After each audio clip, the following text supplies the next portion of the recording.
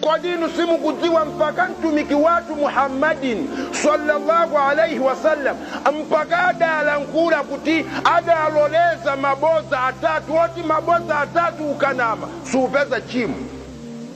Boza loyamba limene muntu umanama pakati pantu awili amene ayambana.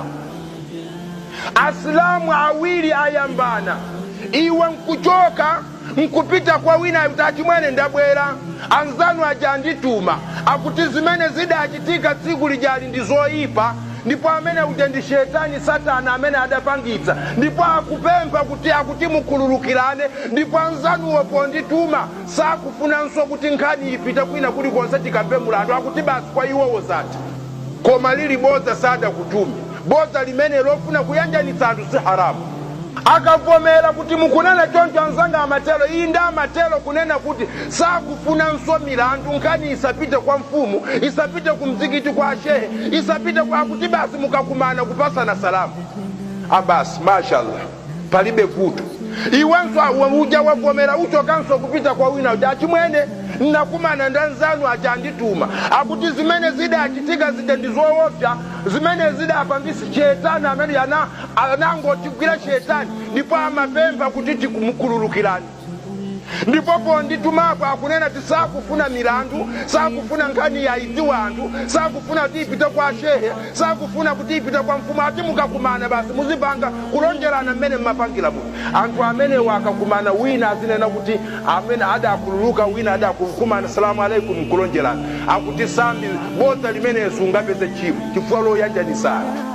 Nanga tabale yanga Chisilamu chikunena kuti mpaka kufika kuonena mtumiki pamene ndiye kuti kuyambana kudana Asilamu ndi poison.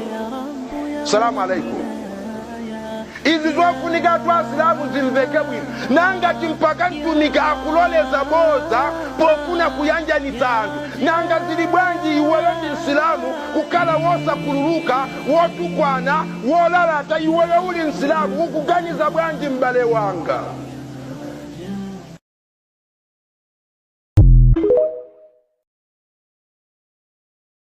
Boza la chiwili limene mtumiki adaloleza ukanama sungapeze chimo, kunamiza kunama pa nkhondo.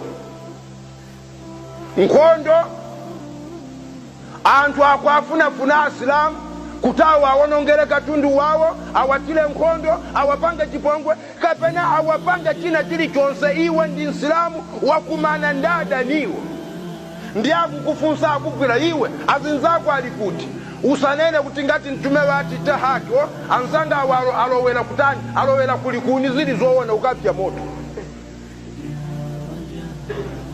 Koma unene kuti sindikudziwa chilichonse ndipo sindaona chabwino, unene kuti koma nzanga awotu ndaona, koma padusa 3 hours adusa pomwepa apita kukawali, koma iwe ukudziwa tazinzako wapita kulikuni.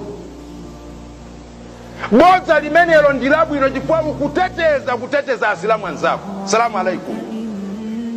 Chifukwa mtumiki adanena kuti alharibu khudia, nkhondo ndi chinyengo.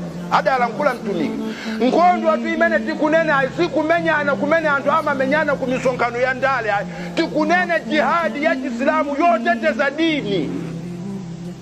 Chifukwa ena muzakayamba kumenyana kunjako kuzipani kapena mtauni kapena kuli konseko tayayi nkumana ama sitikunena choncho za tiko lapa, tikunena zindi za Mulungu zoteteza Chisilamu. Kumenyana kundale si jihadi, chifukwa sumu kuteteza dini. Anthu akamamenyana kundale akuteteza maudindo ndi mimba, si Chisilamu.